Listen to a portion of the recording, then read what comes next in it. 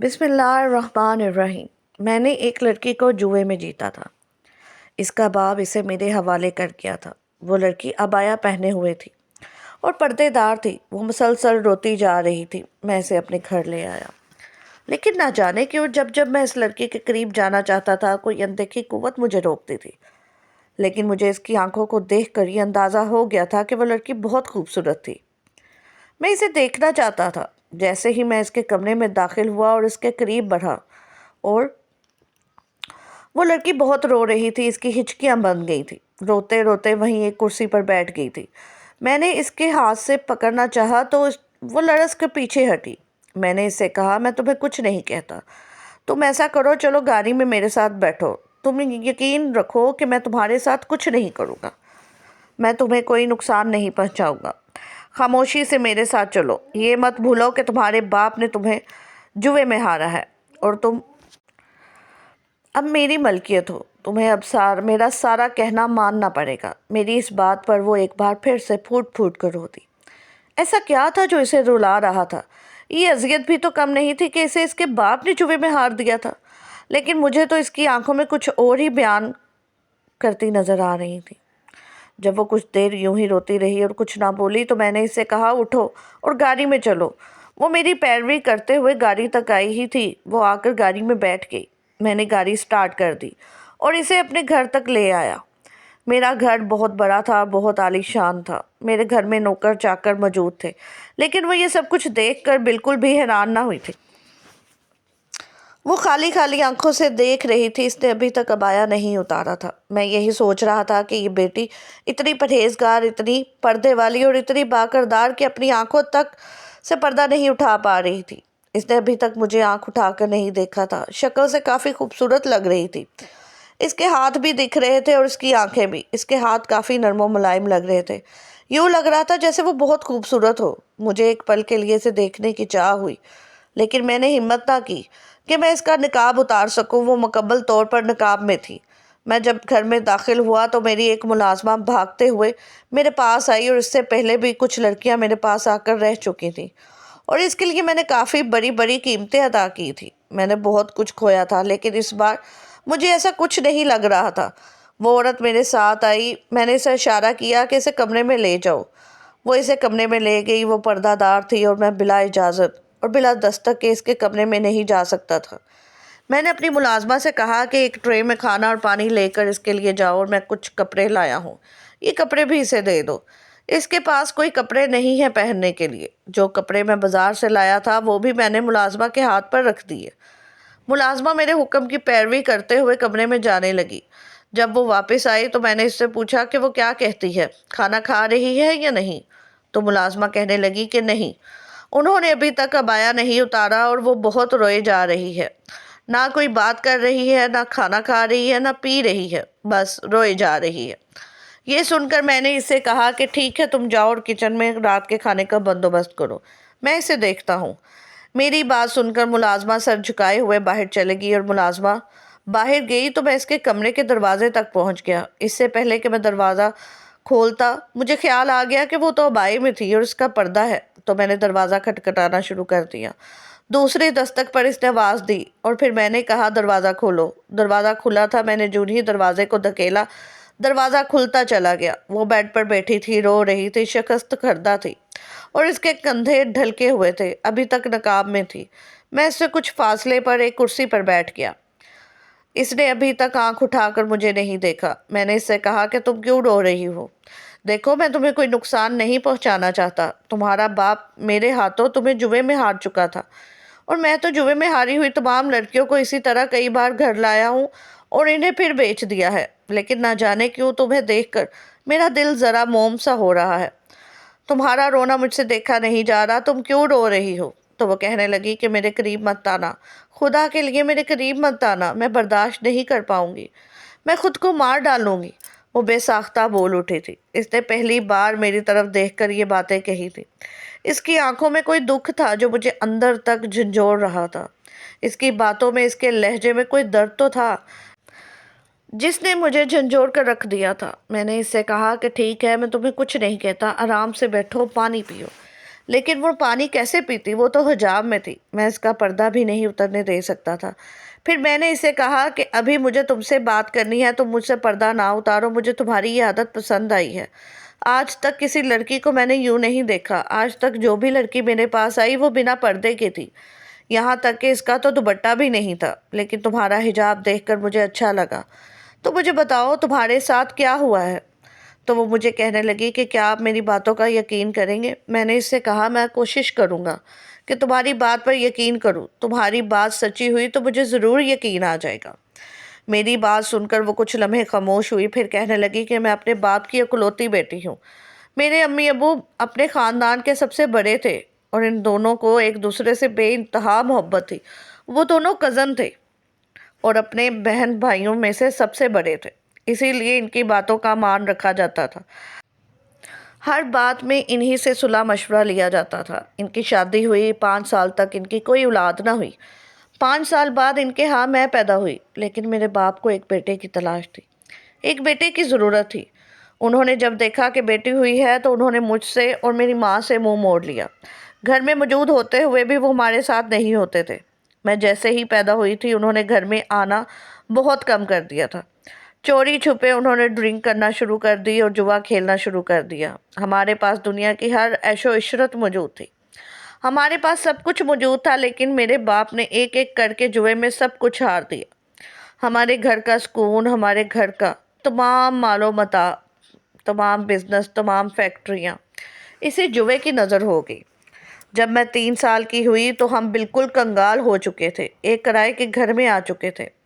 مکان کا مالک بہت سخت مزاج آدمی تھا، ہر مہینے پیسے وصول کرنے آ جاتا تھا۔ مجبوراً میری ماں کو ایک گھروں میں کام کرنا پڑتا تھا۔ میری ماں نے لوگوں کے گھروں میں برتن مانجھ کر اور راتوں کو بیٹھ کر سلائی کر کے میری فیس جمع کی اور گھر کا تمام کرایہ ادا کرتی رہی۔ میری ماں جو پیسے میرے باپ سے بچا کر رکھ لیتی وہ میری فیس کے کام آ جاتے، لیکن اکثر تو میرا باپ نشے اور جوے کے لیے میری ماں سے سب کچھ چھین لیتا تھا، اس کے پاس ایک پھوٹی کوری بھی نہیں رہنے دیتا تھا۔ میری ماں نے ہمیشہ میرے باپ کو سمجھانے کی کوشش کی تھی، جب وہ میرے باپ کو سمجھاتی میرا باپ نشے میں دھت اسے مارنے لگتا۔ کئی بار تو یوں ہوا کہ ماں مار کھاتے کھاتے بے ہوش ہو جاتی، میرا باپ اسے مار کر گھر سے باہر نکل جاتا اور میں پیچھے ماں کو سنبھالتی۔ چھوٹی بچی تھی، اپنے باپ کا یہ رویہ دیکھتی تو ڈر سہم سی جاتی۔ جب میں 18 سال کی ہوئی تب میں کافی سمجھدار ہو گئی تھی۔ جن گھرانوں میں باپ کی حالت ایسی ہو اور گھر کا تمام نظام ماں چلاتی ہو، اس گھر کے بچے جلدی ہی بڑے ہو جاتے ہیں۔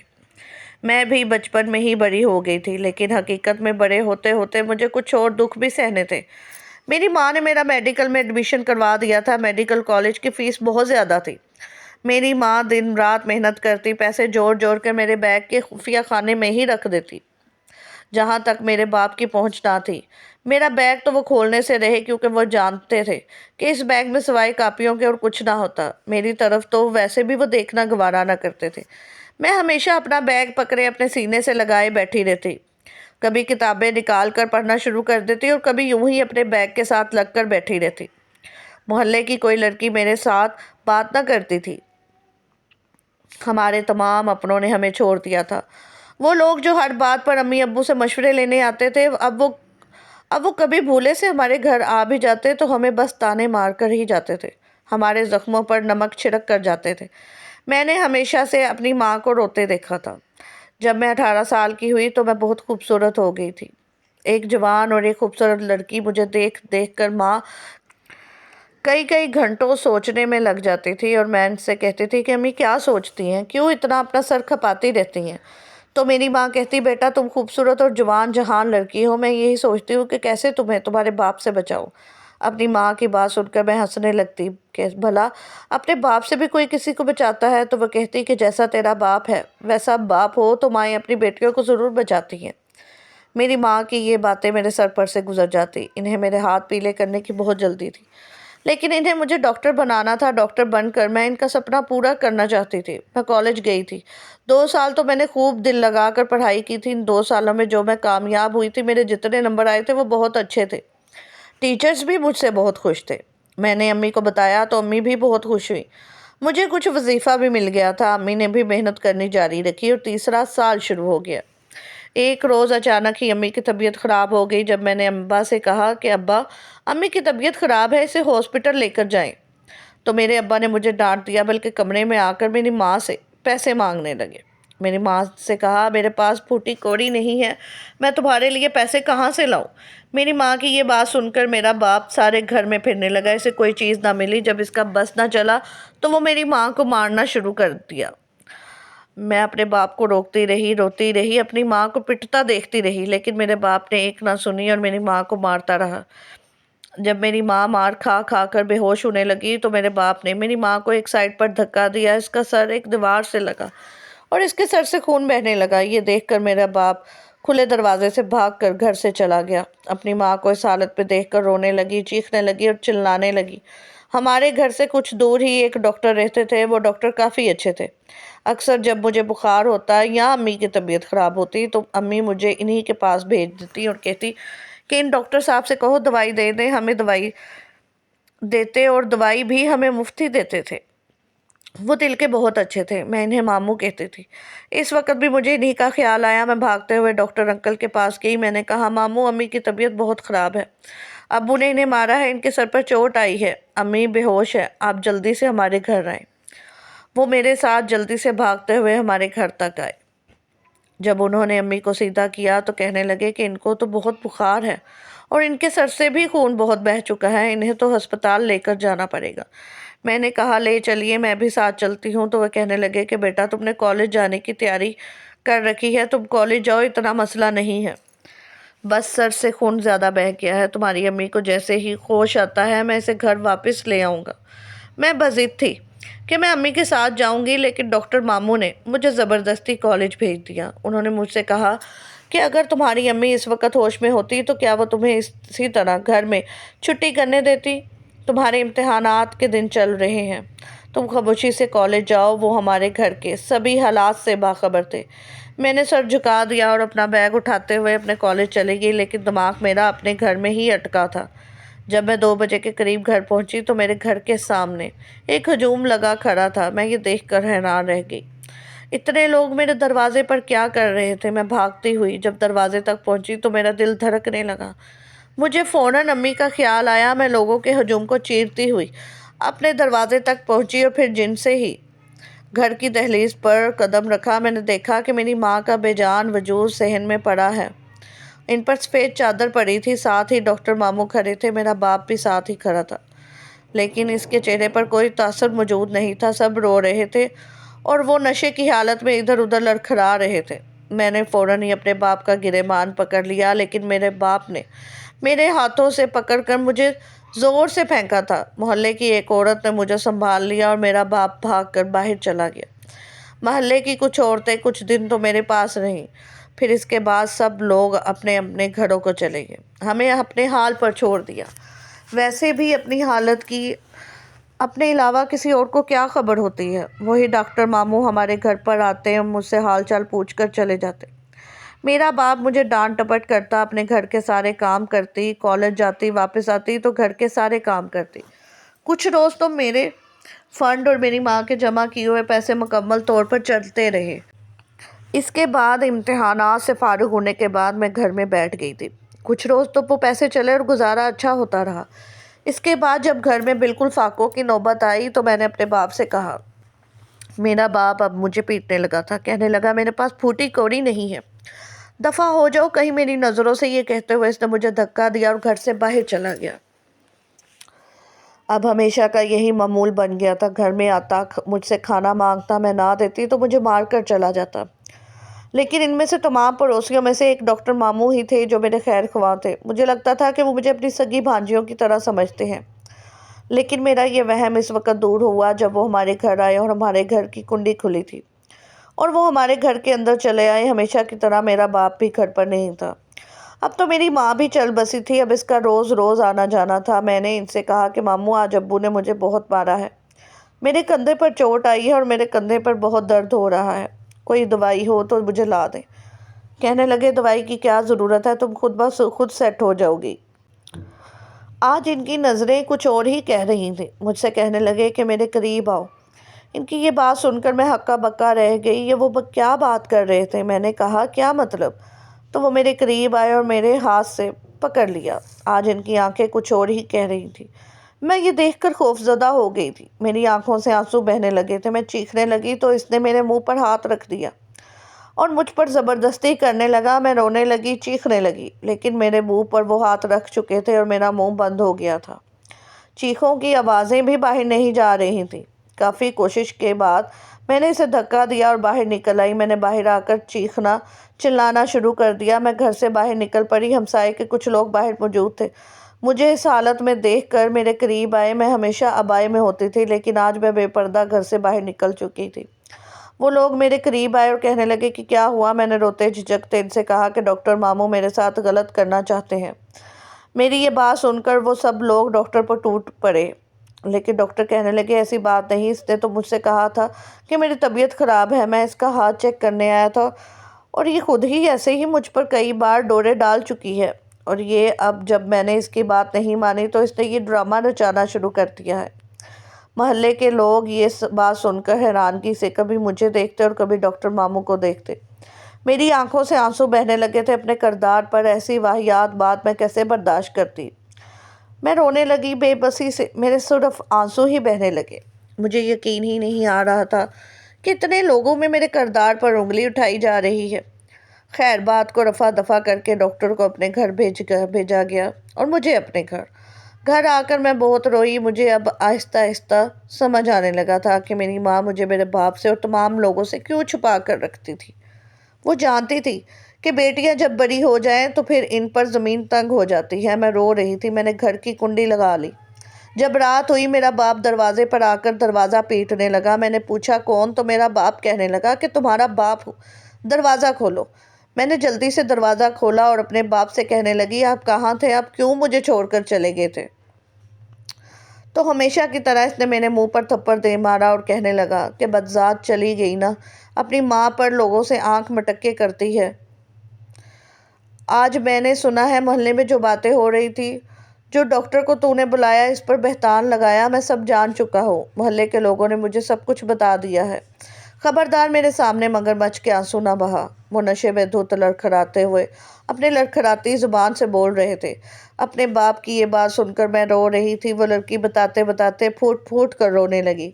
میں نے بھی اسے رونے دیا۔ میں چاہتا تھا کہ وہ اپنا سب اور سارا دکھ درد میرے سامنے بول دے تاکہ اس کے دل پر موجود بوجھ ہلکا ہو جائے۔ تھوڑی دیر رونے کے بعد پھر کہنے لگی میرے باپ کو میری کچھ فکر نہیں تھی۔ وہ ساری رات میں نے رو کے گزاری۔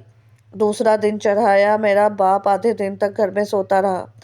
3 دن سے میں نے کچھ نہ کھایا تھا۔ پھر میرا باپ عصر کے وقت اٹھا اور ایک بار پھر کہیں سے چلا گیا۔ جب واپس آیا تو کہنے لگا اٹھو اور تیار ہو جاؤ، تمہیں اب اس گھر میں نہیں رہنا، اٹھو اور میرے ساتھ چل۔ میں یہ سن کر حیران ہو گئی۔ کہنے لگی کہ آپ کیا کہہ رہے ہیں؟ تو مجھ سے کہنے لگا بکواس نہ کر، خاموشی سے اٹھ کر میرے ساتھ چل۔ اب میں اپنے سر پر یہ بدنامی کی کالک نہیں اٹھا سکتا، لوگوں کے طعنے نہیں سن سکتا۔ میں اٹھ اور میرے ساتھ چل، خاموشی سے چل ورنہ مار ڈالوں گا تجھے۔ اپنے باپ کی دھمکی سے خوف کھاتے ہوئے میں نے بس عبایا ہی پہنا اور وہ میرے ہاتھ سے کھینچتا ہوا مجھے آپ کے پاس لے آیا۔ اب ہر ایک شخص مجھے اپنی عزت کا پیاسا مرد، ایک درندہ انسان لگتا ہے۔ آپ کو دیکھ کر بھی میں اسی وجہ سے رو رہی تھی۔ میں نہیں چاہتی کہ میری عزت پر کوئی بھی حرف آئے۔ میں نہیں چاہتی کہ میرا پردہ مجھ سے دور ہو جائے۔ یہ پردہ میری زینت ہے۔ یہ پردہ مجھے میری ماں نے دیا ہے۔ آج جب میرے باپ نے مجھے آپ کے حوالے کیا تو یہ بات مجھ پر واضح ہو گئی کہ میری ماں مجھے میرے باپ سے اور دوسری دنیا سے کیوں بچا کر رکھتی تھی۔ اسی وجہ سے کہ میرا باپ مجھے جوئے میں ہار جائے گا اور دنیا کے لوگ درندے ہیں، اپنی درندگی مجھ پر جھاڑیں گے۔ اس کی یہ بات سن کر میری آنکھوں میں آنسو آ گئے۔ وہ کہنے لگا کہ خدا را مجھ پر رحم کرے، میرے قریب مت آئے، میں اپنے آپ کو مار ڈالوں گی، میں اپنی عزت پر ایک حرف برداشت نہیں کروں گی۔ وہ روتے روتے ہچکیوں میں آ گئی تھی۔ اس کی زبانی کہانی سن کر مجھے رونا آ گیا تھا۔ مجھ جیسا سخت انسان جس نے جوئے میں اپنی اتنی قیمت ہاری تھی، اتنا سب کچھ گنوایا تھا اور اتنی ساری لڑکیوں کی میں نے عزت خراب کی تھی، مجھے اس لڑکی پر بہت رحم آنے لگا۔ میں نے اسے کہا کہ تم مت رو، جو تم نے رونا تھا وہ رو لیا، اب یقین کرو میں تمہیں کبھی رونے نہیں دوں گا۔ میں نے اسے ایک پانی کا گلاس پکڑایا اور اس کے کمرے سے باہر نکل آیا۔ اس کی کہانی واقعی میں دکھی تھی۔ آج پہلی بار مجھے احساس ہو رہا تھا کہ عورت کی عزت کتنی نازک ہوتی ہے اور عورت خود کتنی نازک ہوتی ہے۔ وہ 18 سالہ معصوم سی لڑکی تھی اور مجھ سے رحم کی بھیک مانگ رہی تھی۔ وہ جو اپنی عزت وہاں سے بچا کر آئی تھی یہاں پر، میں اس کی عزت کو تار تار کیسے کر دیتا؟ میں نے اس سے کہا تم فکر نہ کرو، تمہارے ساتھ ایسا کچھ نہیں ہوگا، تم عزت کی زندگی جیو گی۔ کافی دیر سوچنے کے بعد میں نے ایک بار پھر اس کے دروازے پر دستک دی۔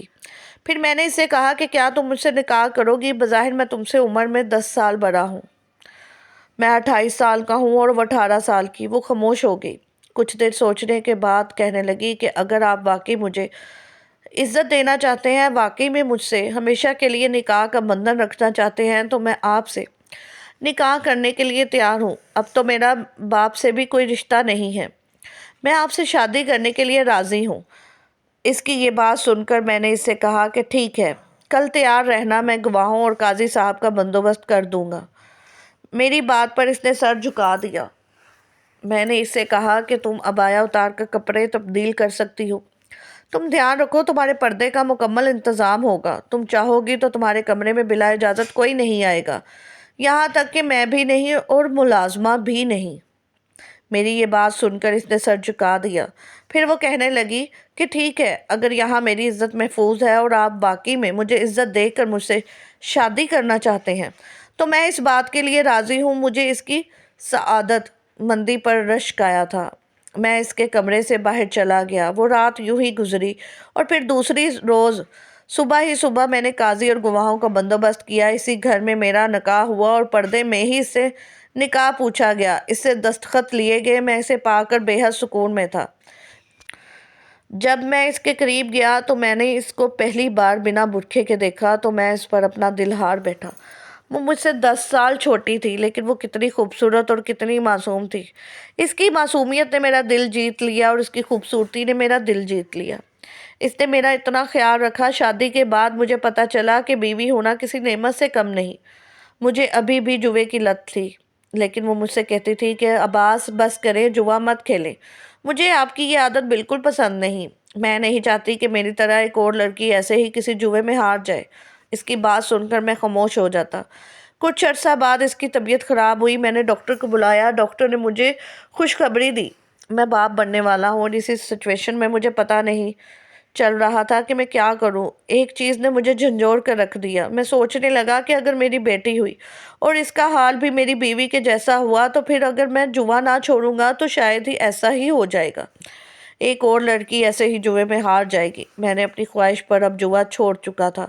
جو کچھ میں نے کھویا وہ بہت ہے اور جو میں نے پا لیا وہ سب پر بھاری تھا۔ آج میں 50 سال کا ہو چکا ہوں اور میری بیوی 40 سال کی۔ آج میری بیٹی اپنے گھر کی ہو گئی۔ آج میرے دل سے ایک بوجھ اتر گیا ہے۔ اگر شاید اس وقت میں اپنے اس جوے کو نہ چھوڑتا تو ہو سکتا تھا کہ آج میری بیٹی بھی یوں ہی کسی جواری کے اڈے پر موجود ہوتی، جس طرح میری بیوی میرے پاس تھی۔ میری بیوی سعادت مند اور خوش اخلاق تھی۔ اس نے میری زندگی واقعی میں جنت بنا دی۔ آج میں خدا کے حضور شکر گزار ہوں کہ اس نے مجھے اس قدر سلیقہ شعار بیوی عطا کی اور مجھے ہدایت کا رستہ دکھایا۔ آج میری بیٹی اپنے گھر میں خوش ہے۔ اگر آپ کو یہ ویڈیو اچھی لگی ہو تو لائک اور شیئر ضرور کیجیے گا۔ سبسکرائب کرنا مت بھولیے گا۔